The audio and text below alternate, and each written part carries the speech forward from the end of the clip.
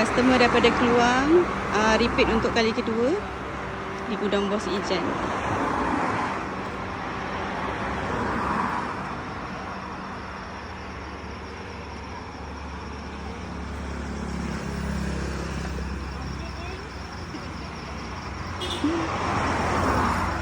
Yang kalau tengok kat luar ni adalah barang-barang outdoor.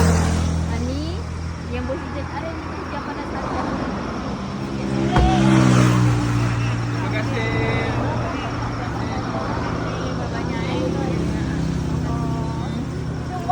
Terima kasih Cik. Terima kasih, Abang Jan.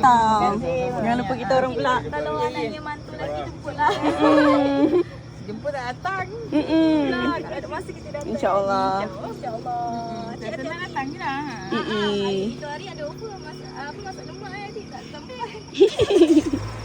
Hati-hati cik jalan. Jumpa lagi. Cik terima kasih juga. Terima kasih banyak. Jumpa lagi kita tunggu kat sini. Tanya tau cik. Dah ada sobat baru. Matching-matching pula.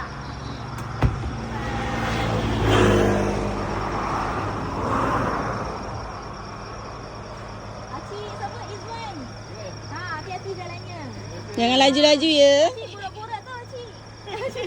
Kalau ni urut-urut. Kasihlah makanannya sedap. Sama-sama. Kalau teringin saya masak datang lagi. Nak makan apa datang je datang. Hati-hati. Esok kerja cik. Sama-sama. Samalah esok kerja juga. Sama-sama.